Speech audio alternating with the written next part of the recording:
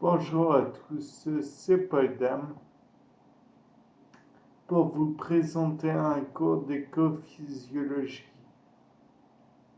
Donc, nous allons commencer par la régulation de la température corporelle.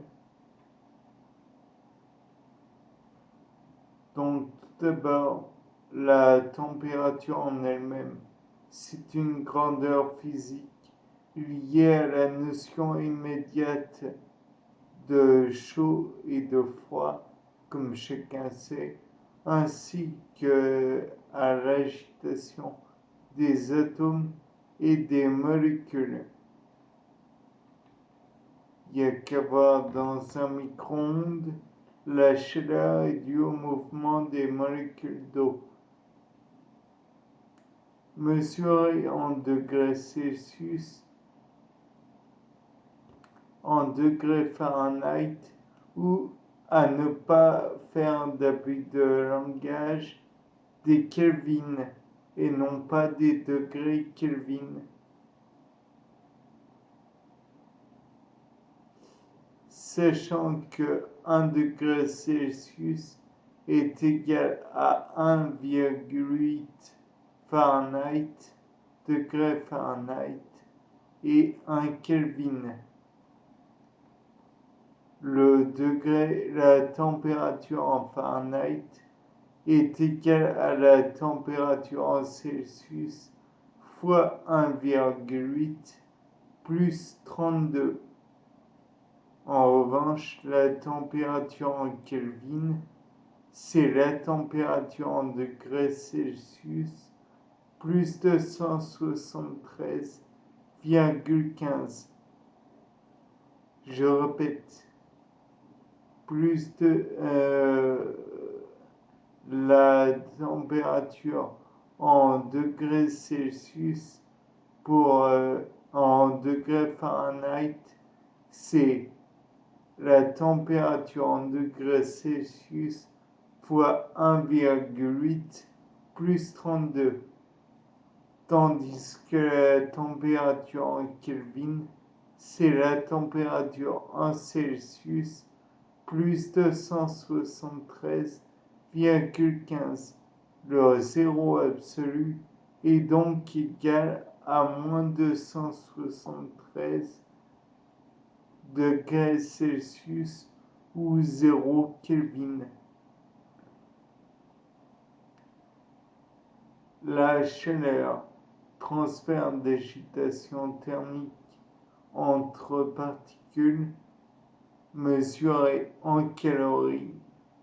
Une calorie est la quantité de chaleur nécessaire pour monter de 1 degré Celsius la température de 1 gramme d'eau.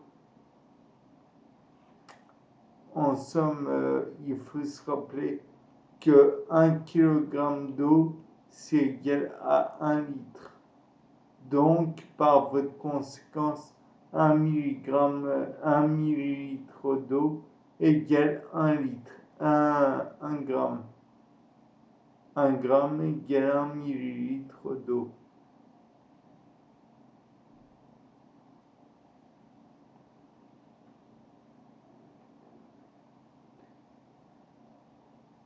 Par la suite, la physique du transfert de chaleur toujours.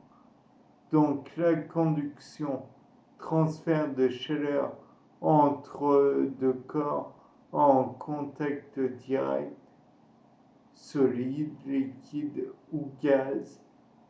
Une idée particulièrement, particulière pour illustrer la conduction, c'est le fait que quand vous faites un grill, vous faites de la conduction de la plaque chauffante vers l'aliment. La chaleur établit des gradients thermiques.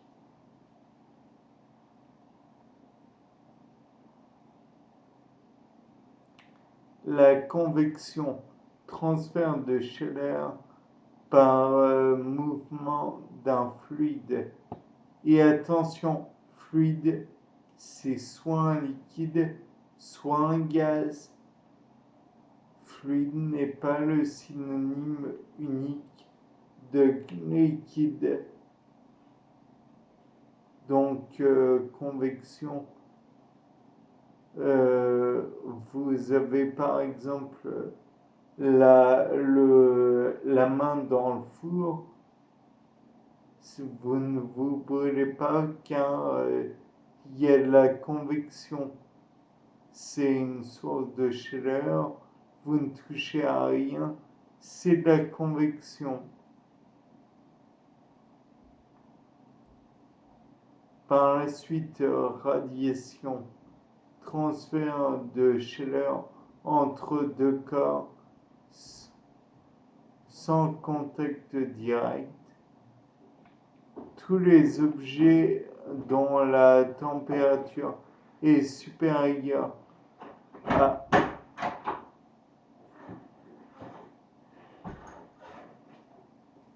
0 Kelvin émettent de l'énergie électromagnétique proportionnellement à leur température.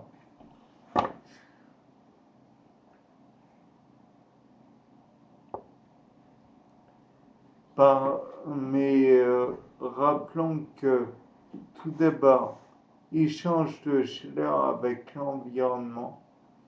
Donc tout d'abord, il faut savoir que l'astre solaire nous envoie de l'énergie via son rayonnement, que cette énergie est de l'énergie, bien sûr, sous forme de lumière, mais aussi sous forme de chaleur. Celle-ci qui vient frapper un individu, un animal ou un végétal ou quoi que ce soit d'autre. Donc il produit de l'évaporation si celui-ci a une capacité de... Non, la sudation, c'est autre chose. Donc à partir du moment où il y a de l'eau, il y a de l'évaporation dans le vivant. De plus, celui-ci va chauffer et si l'on entre en contact avec l'animal, celui-ci va conduire la chaleur. Mais il va aussi réchauffer l'environnement.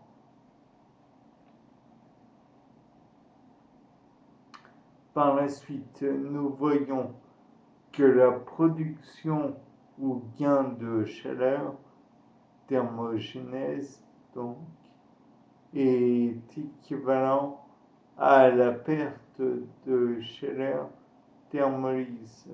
D'accord.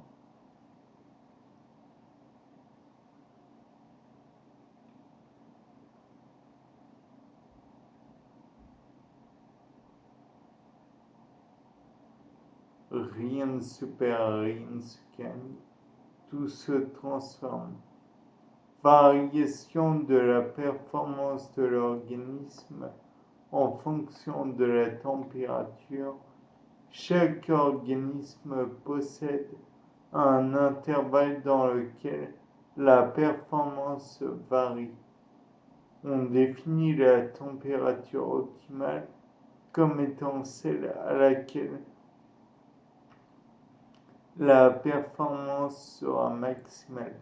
Au-delà des températures critiques, c'était min et c'était max, toutes les activités sont rendues impossibles.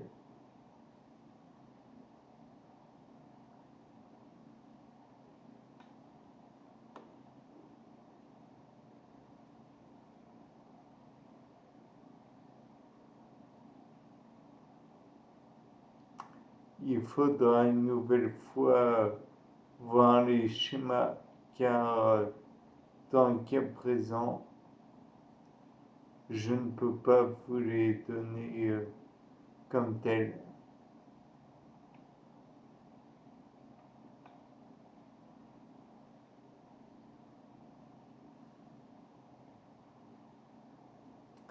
Il est intéressant de remarquer que l'appellation que l'on faisait avant de sang chaud ou sang froid n'est plus valable.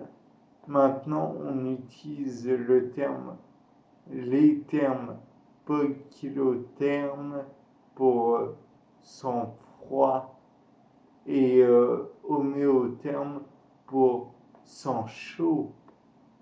Parmi eux, on retrouve donc parmi les homéothermes, les mammifères, qu'ils soient terrestres ou au contraire aquatiques, comme les cétacés, les oiseaux, et on retrouve dans les poikilothermes les amphibiens, j'allais dire batraciens, mais on ne parle plus de cela. Les poissons, encore que vous savez que poisson, c'est un terme un peu ambigu.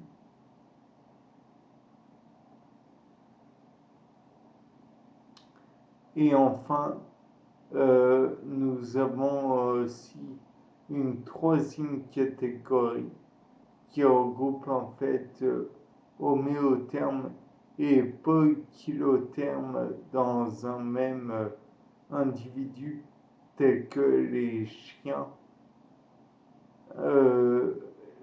à savoir hétérotherme.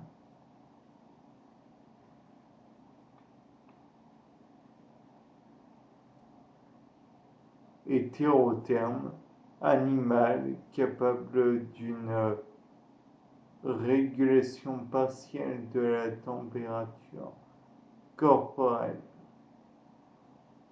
Donc le chien, c'est en lapant, en ayant la langue qui pend par exemple, qu'il peut réguler la température de son corps. Il y a ensuite les hétérothermes régionaux et hétérothermes temporaires. Donc,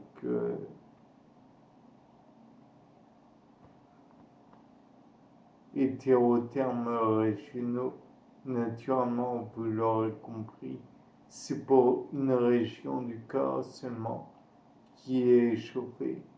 Quant à hétérothermes temporaires, c'est qu'ils ont besoin de chaleur durant un temps donné avant de ne plus en avoir besoin.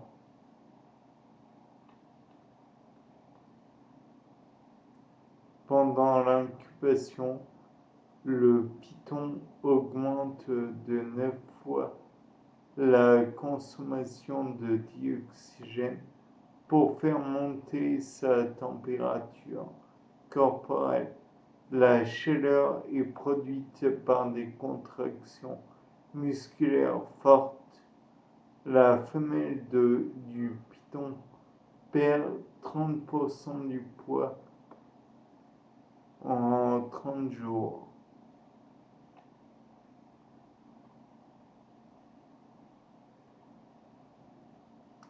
Ensuite, température du corps plus élevée, rythme cardiaque rapide, vasodilatation.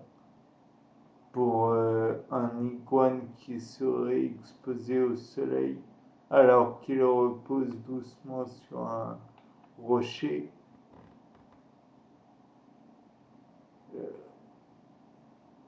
en revanche, la température du corps baisse, le rythme cardiaque ralentit, vasoconstriction pour éviter les déperditions de chaleur. Donc, l'iguane marin de Galapagos se réchauffe et se refroidit à différentes vitesses, montrant ainsi une régulation active des échanges avec son environnement. Sur Terre, l'iguane qui se chauffe au soleil absorbe de la chaleur à partir du rayonnement solaire. La vasodilatation des vaisseaux cutanés et les battements cardiaques rapides enregistrés sur un électrocardiogramme ECG pour les intimes assurent le réchauffement du sang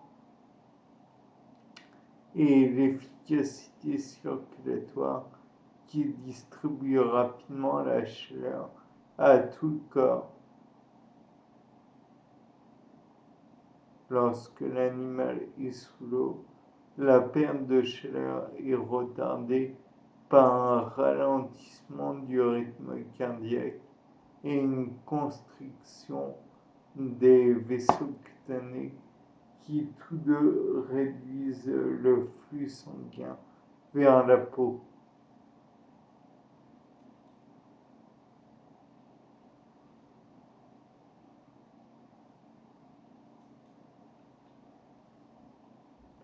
En deux termes, animaux qui produisent leur propre chaleur métabolique, ectothermes, animaux qui produisent la chaleur, peu de chaleur métabolique, ils peuvent employer des sources d'énergie externes, comme par exemple le soleil.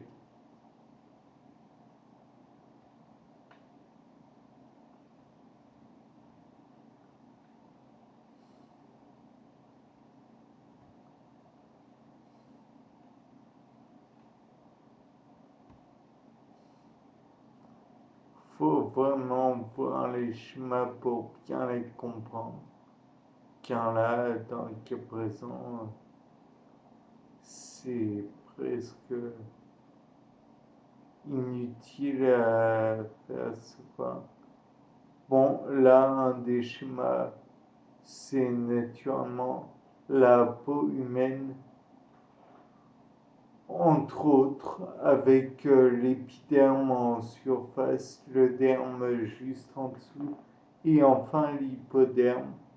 On a un poil qui lui aussi permet la régulation de la température avec naturellement donc le follicule pileux qui est bien enchâssé dans le derme, voire même dans l'hypoderme. Dans l'hypoderme, voire même quasiment en dessous, nous avons les glandes sudoripares, les artères qui, elles, sont dans le derme, et les veines qui sont dans le derme, lui, elles aussi, pardon. Pores sudoripares, donc dans l'épiderme.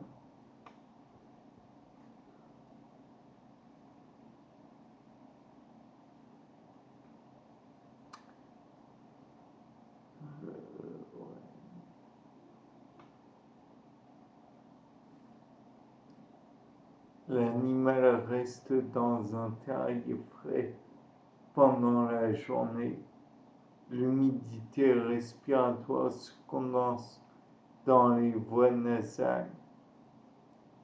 Eau métabolique venant de graines sèches.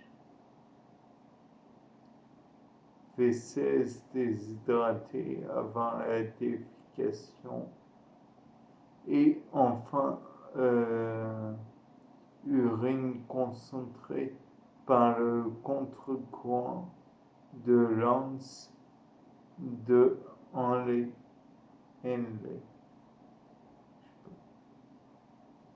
Eau métabolique dans les graines.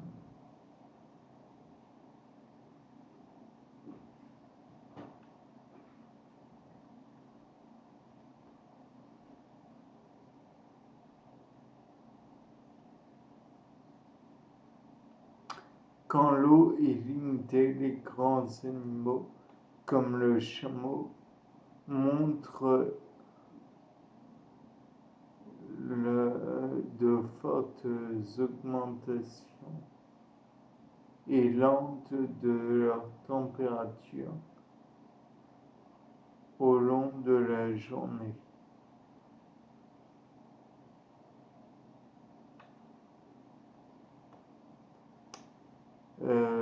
Image thermique de deux moustiques mâles et femelles posés sur un doigt humain, tandis que le mâle reste à la température de l'air, car il ne pique pas, c'est la femelle qui pique et suce le sang chaud et son corps se réchauffe. Donc la femelle pour se refroidir, et vous n'êtes pas obligé de faire la même chose, surine dessus.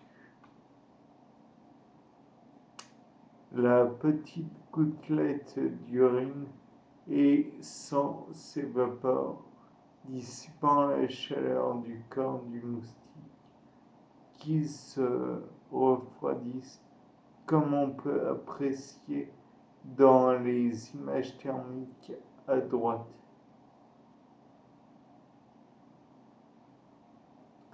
Car nous en sommes au refroidissement évaporatif pendant la prise de sang chez les moustiques.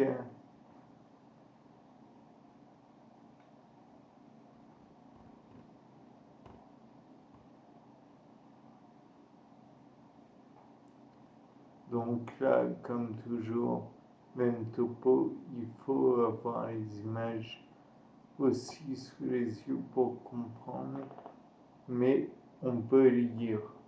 Au fur et à mesure que la gouttelette grandit,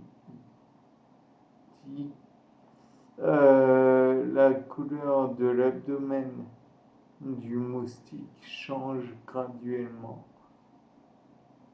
de rouge à jaune en indiquant une chute de la température de l'insecte. Donc, en somme, il se gorge de sang, il chauffe, mais il refroidit dès qu'il surine dessus. Et donc, on voit ça sur les photos. Thermorégulation chez les étoiles de mer. Donc là, on dirait plus une image psychédélique.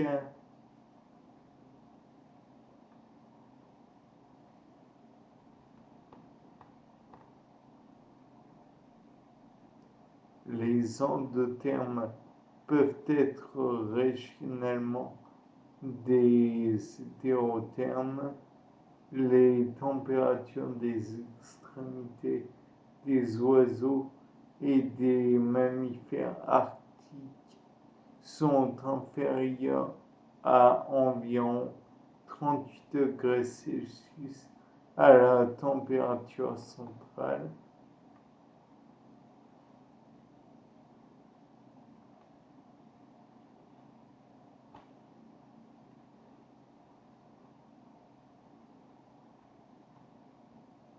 L'échange de chaleur par contre-courant, donc on voit que le sang va dans une direction pour les veines et à l'opposé diamétral pour les artères.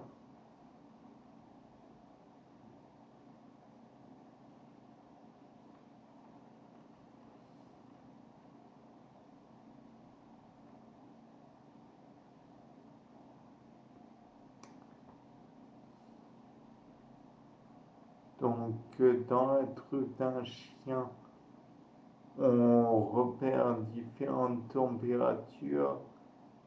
Plus ça va, plus l'air est réchauffé dans son conduit nasal.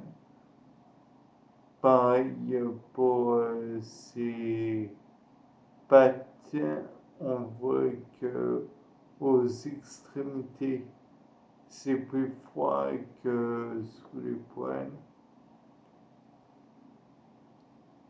L'os est très froid et sous les poils directement, c'est plus chaud.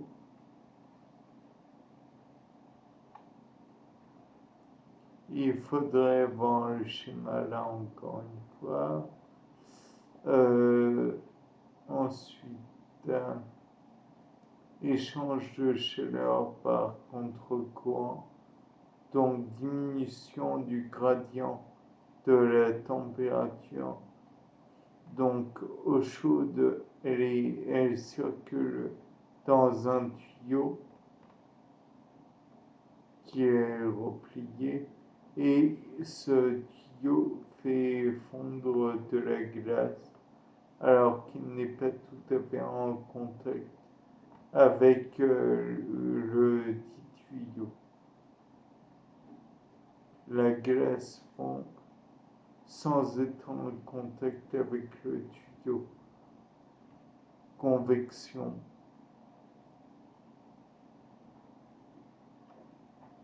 Et non conduction, car il n'y a pas de contact véritable.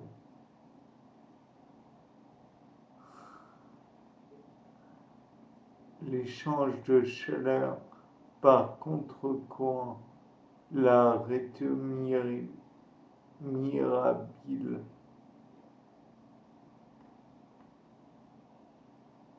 retemirabile. Donc là, on voit une coupe de retemirabile. Et il se passe exactement ce que je vous avais dit tout à l'heure, à savoir que le sang des veines va dans le sens contraire du sang des artères.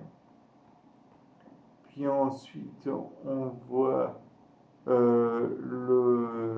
l'arrêt dorsal d'un requin, puis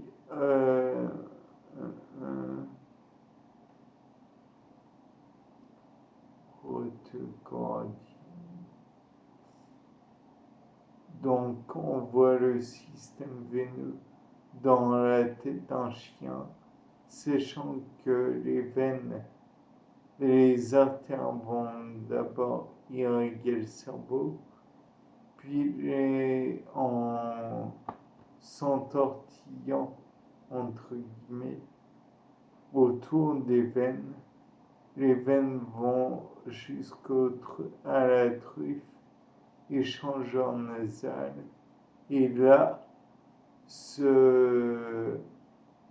veines vont refroidir petit à petit le sang et le sang va devenir plus frais. Ce sang qui est artériel, qui à la base était chaud.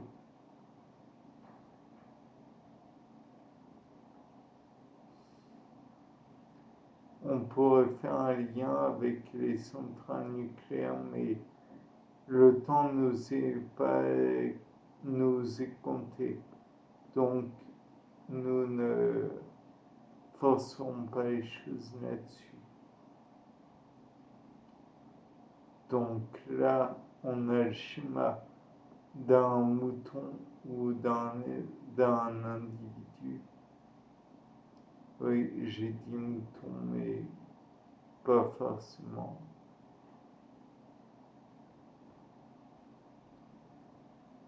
Donc, celui-ci a sa cavité nasale qui va refroidir le sang, sinus caverneux, donc plus là où va s'entortiller les artères et les capillaires autour des veines qui vont irriguer et refroidir. Ces capillaires ont vascularisé dans le cerveau le cercle de Willis serait dans le cerveau aussi.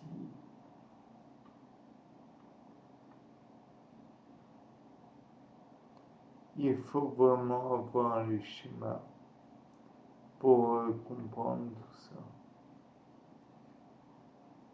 Donc, le papillon Manduca sexta développe une thermogénèse avant le vol. Donc, il produit une neige globalement avant le vol. Un frissonnement des muscles thoraciques du vol provoque une forte élévation de la température thoracique avant le vol.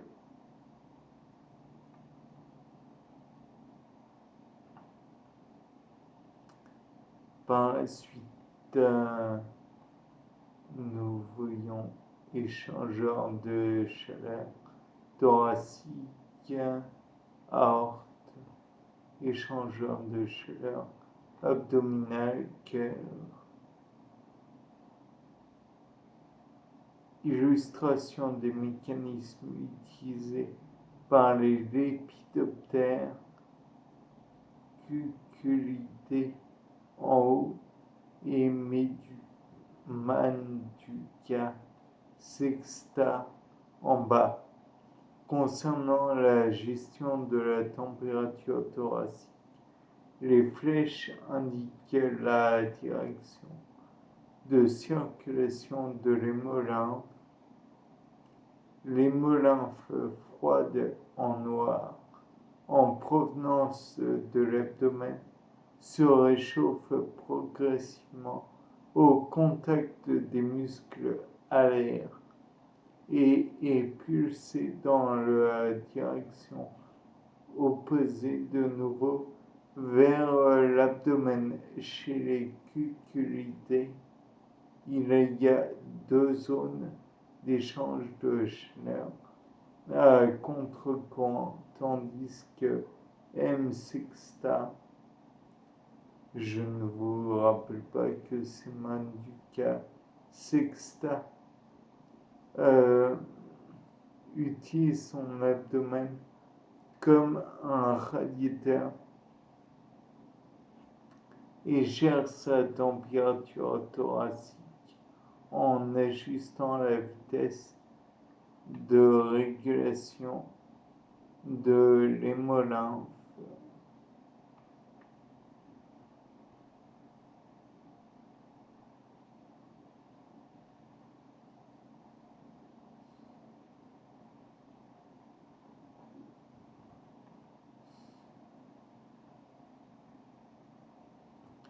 Le métabolisme et la température corporelle chez les animaux homéothermes. Les animaux homéothermes. Donc, dans le cas présent, nous avons un schéma illustrant les relations entre la température de l'environnement et la température corporelle chez les organismes thermoconformes et les thermorégulateurs Chez les thermoconformes, la température du corps varie de manière linéaire avec celle de l'environnement. Chez les organismes thermorégulateurs, la température corporelle dépend peu de la température externe.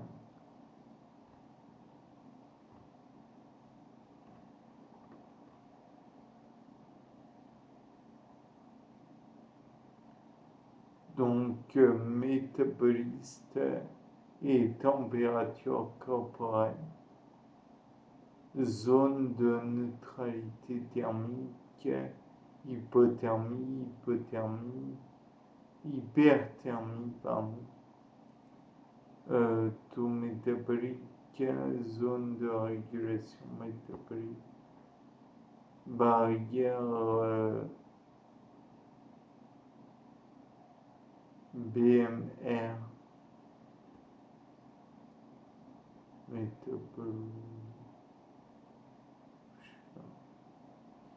zone de dissipation active de chaleur, LCT, température ambiante, UCT.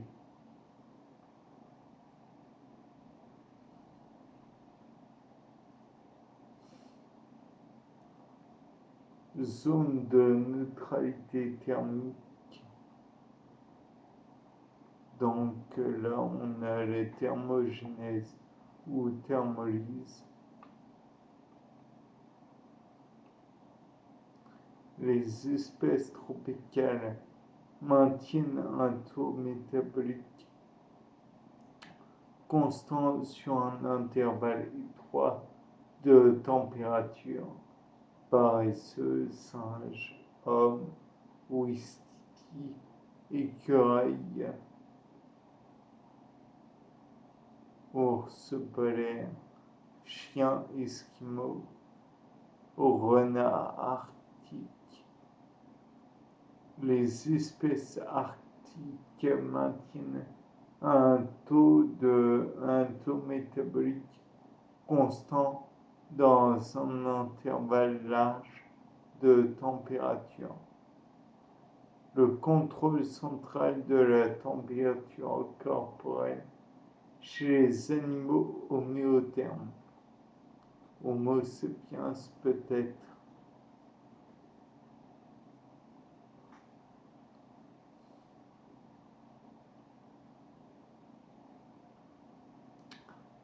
Donc cela est dû en partie grâce à l'hypothalamus qui envoie des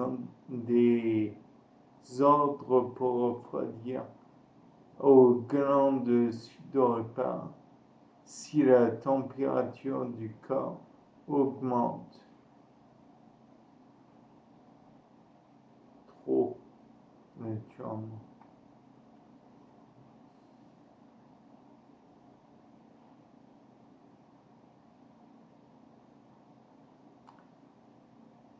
Nous avons une machinerie infernale dans le cas présent. À voir le schéma parce que sinon on ne comprend rien. Donc, régulation thermique par l'hypothalamus peut être mesurée expérimentalement en changeant la température de l'hypothalamus. L'appareillage mesure la sensibilité thermique de l'organe et les variations thermorégulatrices en réponse aux changements de température qui sont obtenus grâce à une thermode, une électrode permettant de relever la température en somme, implantée dans l'hypothalamus et perfusée par de l'eau.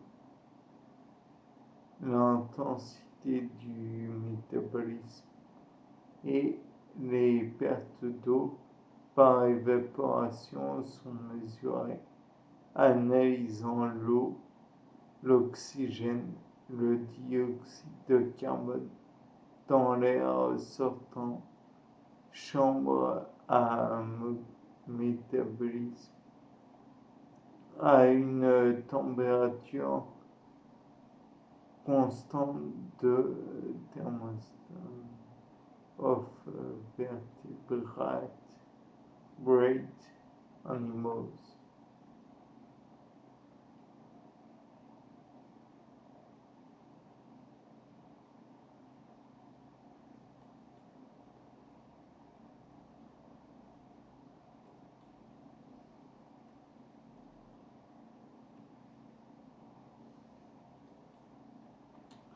Température du neurone,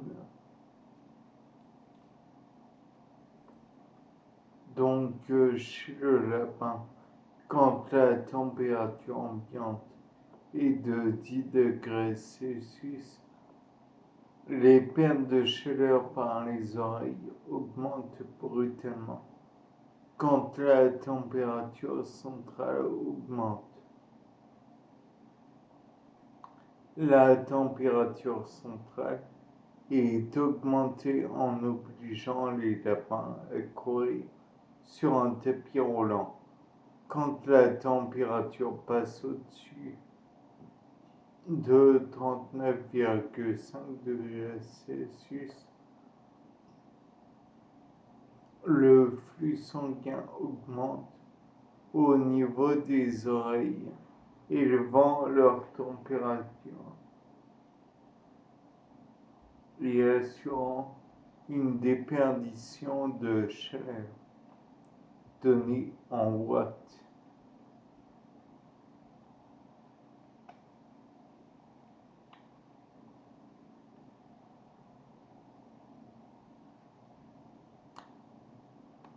Constriction, donc avec le froid, frisson, contraction, métabolisme de base, réponse pilomotrice, comportement diminuant à la thermolyse. Au contraire, quand chaud, vasodilatation, sudation, allaitement, réponse pilomotrice, comportement augmentant la thermolyse.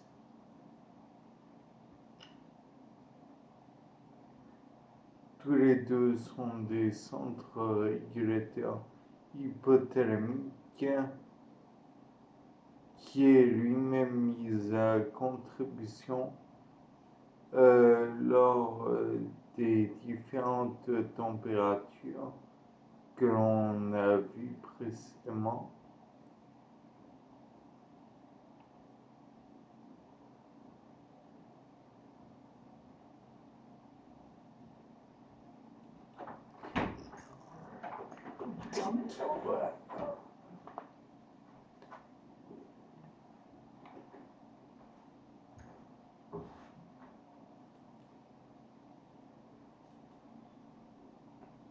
Par la suite, donc toujours sur un schéma qu'il faudra consulter, vous avez en rouge la chaleur avec vasodilatation, réponse comportementale, diminution du métabolisme, transpiration, et au contraire en bleu, vous avez donc, ça doit être le froid, à mon avis, naturellement. Le frisson, la piloérection, augmentation du métabolisme, comportement particulier, réponse comportementale, vasoconstriction.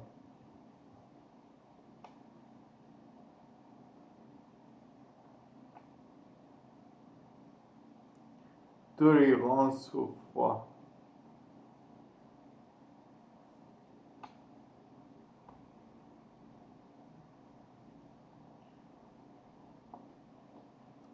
Réponse typique au froid chez les insectes dans un environnement dont la température est en dessous de leur limite de tolérance. Donc, voilà. Lors d'une exposition à des températures négatives, les insectes peuvent éviter le gel en synthétisant des sucres par exemple, ou pour tolérer le gel grâce à la formation de cristaux de glace au dehors des cellules autour d'INA SP Supercooling Point, d'après Lee en 1989.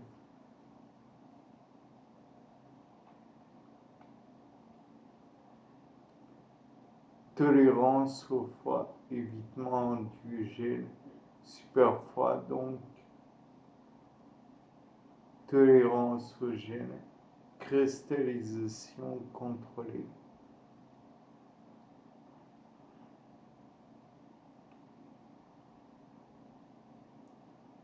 Là, on voit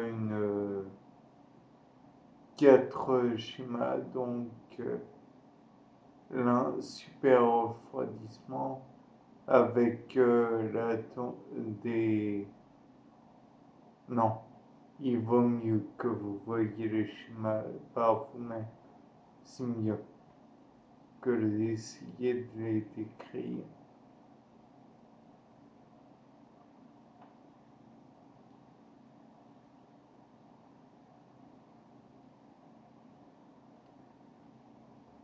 Le côté le plus hydrophobe serait la valine, côté le plus hydrophile serait la usine 16. Oui, c'est toute une molécule, enfin toute une protéine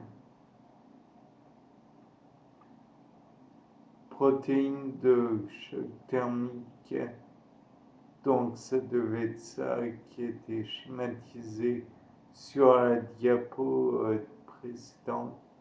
Alors celle-ci est synthétisée par les cellules exposées à des températures sublétales.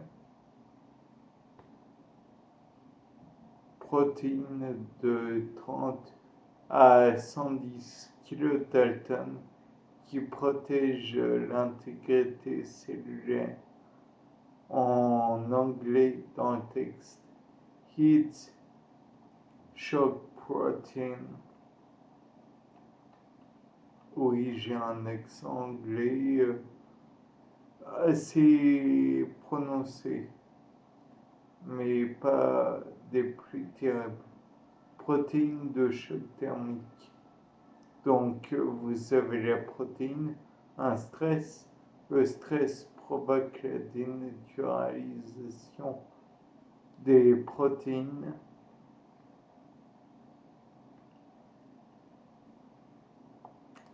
Puis s'ensuit une unfolded protein, dénaturation de la protéine.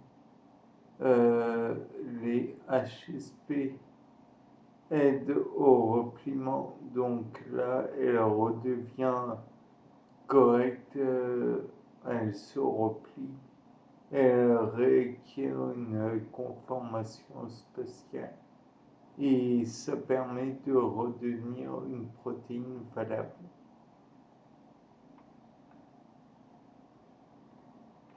Donc en fait c'est pas dénaturalisation, c'est dénaturation. Bien, donc nous avons fini. C'était Paul Dame. Au revoir, bonne journée.